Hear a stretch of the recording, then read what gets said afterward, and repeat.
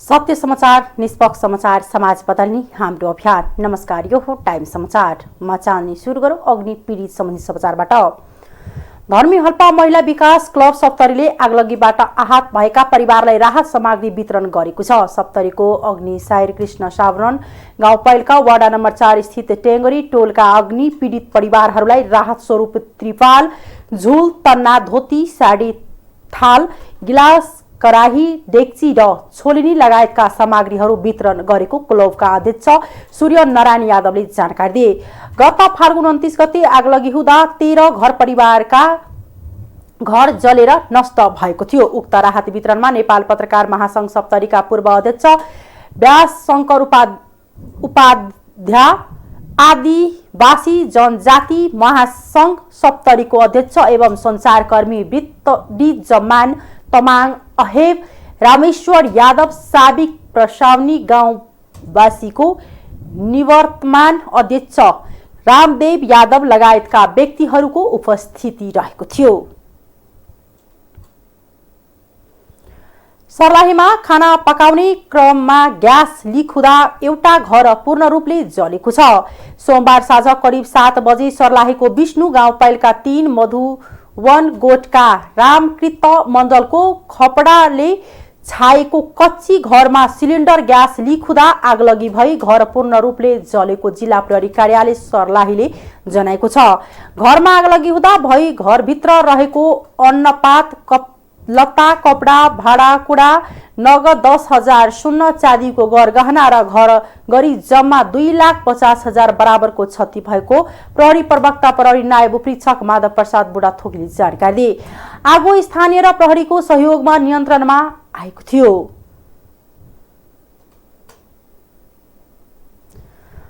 सरकार र नेपाल विद्युतीय प्राधिकरणको संयुक्त लगानीमा सर्लाहीको लालबन्दी नगरपालिका 1 नवलपुरमा निर्माण भएको 132-33 केबी सब स्टेशनको उद्घाटन भएको छ। सर्लाहीको बिजुली आपूर्तिलाई भरपर्दो तथा गुणस्तरीय बनाउन र आउँदा दिनमा खुल्ने नयाँ उद्योगहरूलाई बिजुली उपलब्ध गराउन निर्माण गरिएको सब स्टेशनको आज मंगलबार ऊर्जा, जलस्रोत तथा सिंचाई मन्त्री फम्पा भुसालले उद्घाटन गर्नु भएको हो।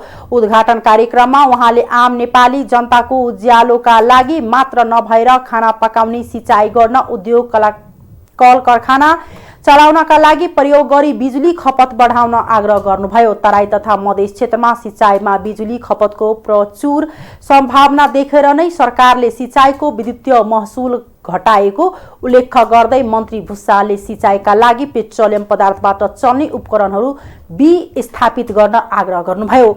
अहिले हामी वार्षिक 2 खर्ब रुपैयाँ भन्दा बढीको खाद्यान्न आयात गरिरहेका छौं। बिजुलीको प्रयोग गरी सिंचाई गरेर उत्पादन वृद्धि गरौं, खेत बाझो नराखौ, उहाँले भन्नुभयो। ऊर्जाको प्रयोग गरी उद्योग खोलौ, कृषि गरौ र देशभित्रै रोजगारीको सृजना गर्दै अर्थतन्त्रलाई आत्मनिर्भर बनाउन तर्फ लागौ। उहाँले सब स्टेशन सञ्चालनमा आएसँग यस क्षेत्रमा गुणस्तरीय र भरपर्दो बिजुली आपूर्ति भई औद्योगिकरणमा सहयोग पुग्ने भएकाले त्यसतर्फ लाग्न आग्रह गर्नुभयो।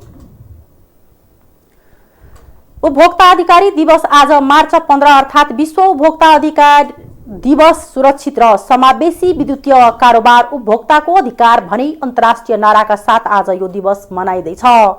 सन् 1962 मार्च 15 का दिन अमेरिकी राष्ट्रपति जोन एफ केनेडीले प्रस्तुत गरेको सुरक्षा सूचना छनौट र सुनवाईलाई उपभोक्ताका 4 अधिकारीका रूपमा घोषणा गरिएपछि यसैको सम्झनामा यो दिवस मनाइँदै आएको हो।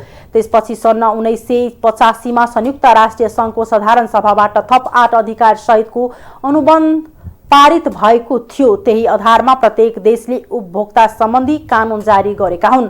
हामीले बजारबाट खरिद गर्ने सामान जोख्ने ढक तराजुले सही मापन गर्यो कि गरेन भनेर कहिल्यै पनि सोचेका हुँदैनौं। पसलले तौलेकै भरमा सामान किन्दा ठगिने गरेका प्रशस्तै उदाहरण हुँदाहुँदै पनि उपभोक्ताले ध्यान नदिँदा यो क्रम अझै बढेर गएको छ। दैनिक जीवनमा प्रयोग हुने धेरै जसो सामान जोखेर खरिद बिक्री हुने भए पनि त्यसमा प्रयोग हुने ढक तराजु भने नियमन बाहिर रहेको पाइएको छ। गुणस्तर तथा नापतौल विभागको निष्क्रियताले बजारमा नवीकरण नभएका र नापतौल नै प्रमाणित नभएका ढक तराजु मात्रै होइन, प्रतिबन्धित ढक तराजुले पनि सामान तौल्ने गरेको बजारमा देख्ने गरे पनि सम्बन्धित निकायले चासो नदिँदा उपभोक्ता ठगिन बाध्य भएका हुन्छ।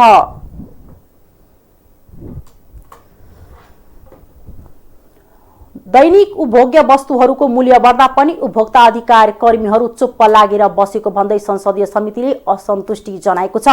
संघीय संसद प्रतिनिधि सभा अन्तर्गतको उद्योग तथा वाणिज्य र श्रम तथा उपभोक्ता हित समितिका सभापति विमल प्रसाद श्रीवास्तवले खाने तेल, चिनी लगायतका दैनिक उपभोग्य वस्तुमा मूल्य वृद्धि हुँदा पनि उपभोक्ता अधिकारी कर्मीहरू चुप्प लागेर बसेको भन्दै असन्तुष्टि व्यक्त गर्नुभएको हो।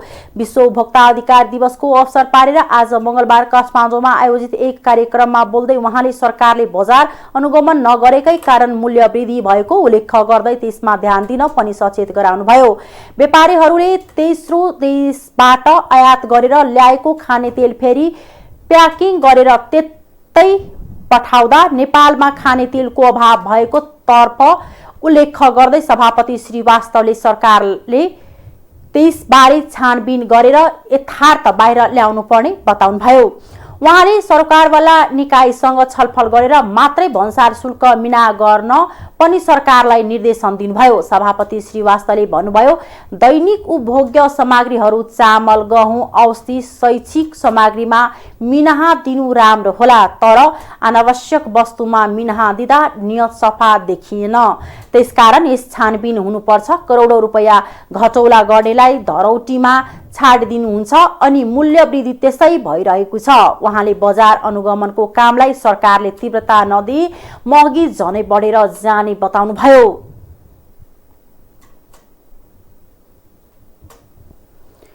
नेपाल र साउदी अरबबीच सहयोग सम्झौतामा हस्ताक्षर भएको छ। आज बिहान परराष्ट्र मन्त्रालयमा नेपाल र साउदी अरबका परराष्ट्र मन्त्री स्तरीय बैठकमा जनरल कोअपरेसन एग्रिमेन्ट सहयोग सम्झौतामा हस्ताक्षर भएको छ। सम्झौता पत्रमा नेपालको तर्फबाट परराष्ट्र मन्त्री डाक्टर नारायण खड्का र साउदीका तर्फबाट साउदी विदेश मन्त्री फैसल बिन फरहान अल साउदले हस्ताक्षर गर्नुभएको छ। सम्झौतासँगै नेपाल र साउदी अरबबीच सञ्चार, शिक्षा, संस्कृति, उद्योग, खेलकुद लगायत क्षेत्रमा सहकार्यको बाटो खुलेको छ। साउदी अरब नेपाली श्रमिकको प्रमुख गन्तव्य देश हो। कामका सिलसिलामा झण्डै 4 लाख नेपाली साउदी अरबमा छन्। 23 सदस्य प्रतिनिधि मण्डलको नेतृत्व गर्दै नेपालको 2 दिने औपचारिक भ्रमणमा हिजो काठमाडौँ आएका विदेश मन्त्री राजकुमार फैसलले आजै राष्ट्रपति विद्यादेवी भण्डारी र प्रधानमन्त्री शेरबहादुर देउवासित शिष्टाचार भेटवार्ता गर्नुहुने परराष्ट्र मन्त्रालयले जनाएको छ। 2 दिने नेपाल भ्रमणका लागि हिजो काठमाडौँ आएको उहाँ बेलुका स्वदेश फर्किँदै हुनुहुन्छ।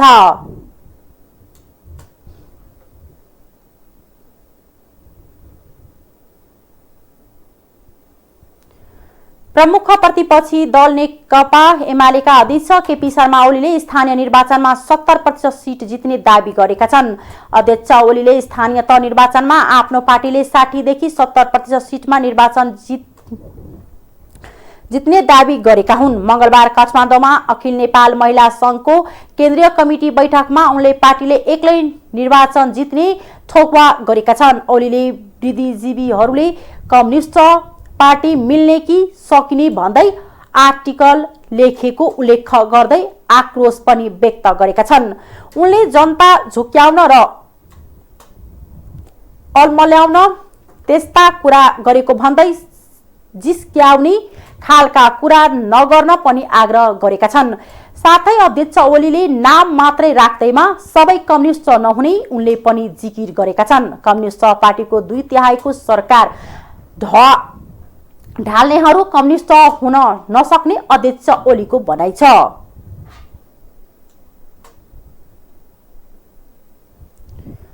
आर्थिक समाचार।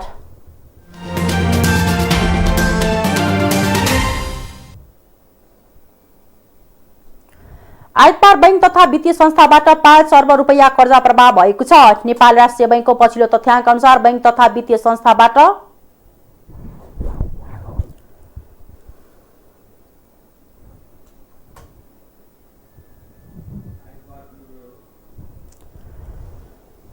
अर्ब रुपैयाँ कर्जा प्रवाह भएकोमा आइतबार 2 अर्बले बढेर कुल 46 खर्ब 98 अर्ब रुपैयाँ कर्जा प्रवाह भएको छ। त्यस्तै शुक्रबार यता बैंक तथा वित्तीय संस्थामा थप 2 अर्ब रुपैयाँ निक्षेप सङ्कलन भएको छ। शुक्रबारसम्म निक्षेप सङ्कलन 48 खर्ब 91 अर्ब रुपैयाँ भएको थियो। आइतबार वित्तीय क्षेत्रमा 48 खर्ब 93 अर्ब रुपैयाँ सङ्कलन भएको थियो। त्यसै गरी कर्जा प्रवाह बढेसँगै सिडी रेसियोमा चाप परेको छ। निक्षेप सङ्कलनमा कमी आएको समयमा कर्जा प्रवाह बढ्दा सिडी रेसियोमा चाप परेको हो। राष्ट्रिय बैंकका आइतबारसम्म सिडी रेसियो 90.56% रहेको छ। यो गत शुक्रबारका तुलनामा 0.09% ले वृद्धि भएको छ। शुक्रबार सिडी रेसियो 90.47% रहेको थियो।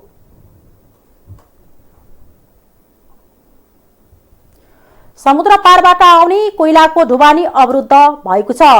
भारतीय रेलवे रेक नदिएपछि हल्दिया बन्दरगाहमा आइपुगेको करिब 2 लाख मेट्रिक टन कोइला रोकिएको हो। रेलवेले रेक नदिएपछि वीरगञ्जका व्यवसायीले कोलकाता स्थित नेपाली महावाणिज्य दूतावासलाई गुहारेका छन्। वीरगञ्ज उद्योग वाणिज्य सङ्घका उपाध्यक्ष माधव राजपाले महावाणिज्य दूतावासलाई पत्र लेखेका हुन्।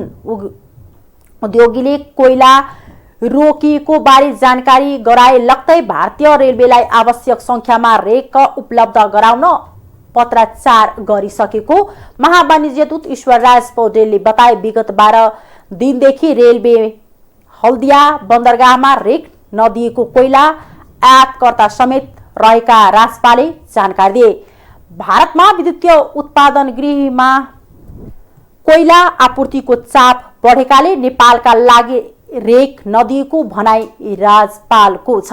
तेस्रो मुलुकबाट बन्दरगाहसम्म आइपुगेको 52 रेक जति कोइला थुप्रिएको छ। रेलवेलाई पटक पटक आग्रह गर्दै पनि आपूर्ति भएन। राजपालले भने करिब 2 लाख मेट्रिक टन कोइला बन्दरगाहमा अड्किएपछि यता अभाव हुन थालेको उनले बताए। भारत, इन्डोनेसिया, अमेरिका, अस्ट्रेलिया र दक्षिण अफ्रिकाबाट वर्षेनी करिब 15 लाख मेट्रिक टन कोइला आयात हुने आयातकर्ता बताउँछन्। क्लिङ्करमा आधारित सिमेन्ट उद्योग बढेसँगै कोइला आयात बढेको। कोइला क्लिङ्कर उद्योगको सहायक कच्चा पदार्थ हो। इटा भट्टीमा पनि कोइला प्रयोग हुन्छ। कुल आयातको 2/3 परिमाण क्लिङ्कर उद्योगमा खपत हुने उद्योगी बताउँछन्। समस्या समाधानका लागि महावाणिज्य दूत पौडेलले मंगलबार हल्दिया बन्दरगाहको स्थलगत अवलोकन गर्ने भएका छन्। रेलवेको दक्षिण पूर्वी कार्यालयमा पत्रचार गरेको छौ। हल्दियाको स्थलगत अवस्था बुझ्न जाँदैछौ। उनले भने हल्दिया कोलकाता बन्दरगाहबाट 150 किलोमिटरको दूरीमा छ। अन्तर्राष्ट्रिय समाचार।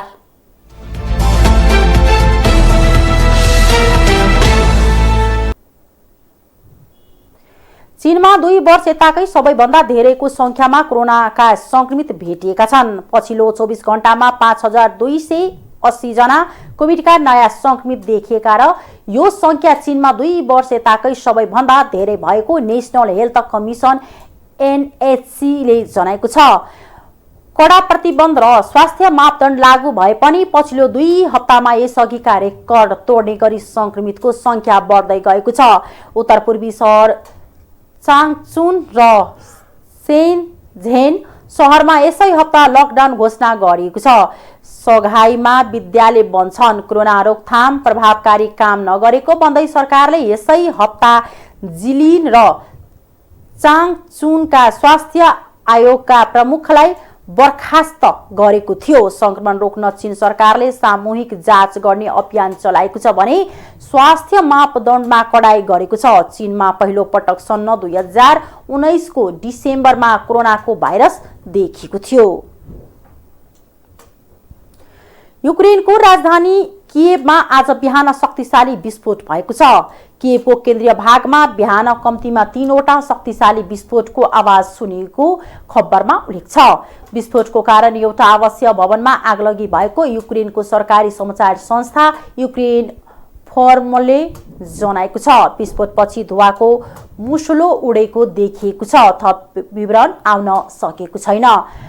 वार्ताकै बीच पनि रुसले युक्रेनमा निरन्तर आक्रमण गर्दै आएको छ। तर युक्रेनले प्रभावकारी रूपमा हवाई प्रतिरक्षा प्रणाली प्रयोग गरेका कारण रुसी सेना त्यति धेरै अघि बढ्न नसकेको अमेरिकी रक्षा मन्त्रालयले जनाएको छ।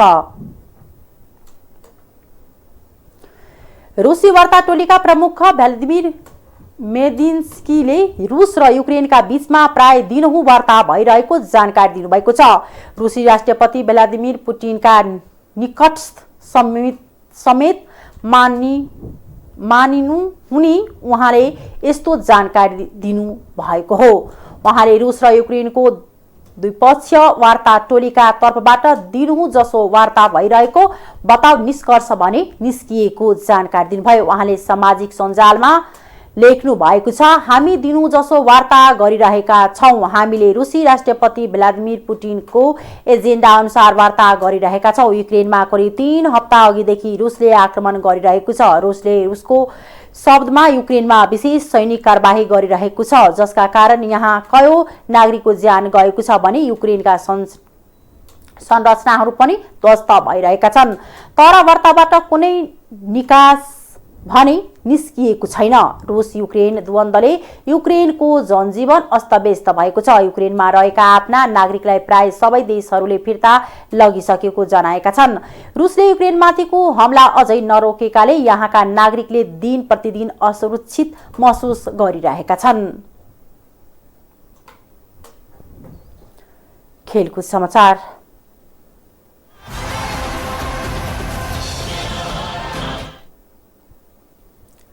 18 वर्ष मुनिको 7 महिला च्याम्पियनशिप फुटबल आजदेखि भारतको जमशेदपुरमा सुरु हुँदैछ। उद्घाटन खेलमा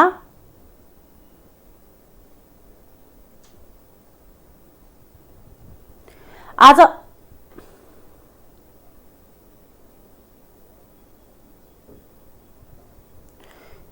नेपालले आयोजक भारतसँग खेल्दैछ। खेल बेलुका 7:15 बजे सुरु हुनेछ। नेपाली टोलीका मुख्य प्रशिक्षक दर्शन भक्तराज लवटले घरेलु टोलीसँगको खेल नेपालका लागि कठिन रहेको तर उत्कृष्ट नतिजाका लागि खेल्ने बताएका छन्। डबल राउन्ड रोबिनको आधारमा हुने च्याम्पियनशिपमा नेपाल, भारत र बंगलादेश सहभागी छन्। नेपालले दोस्रो खेल मार्च 17 तारिक अर्थात् पर्सि बिहिबार बंगलादेशसँग खेल्नेछ। नेपालले अर्को खेल आउँदो मार्च 21 मा भारतसँग र मार्च 23 मा बंगलादेशसँग खेल्नेछ। शीर्ष टोलीले उपाधि जित्नेछ। हस्त अहिलेको लागि टाइम समाचार यति नै। हेर्दै गर्नुहोला टाइम्स टेलिभिजन। नमस्कार।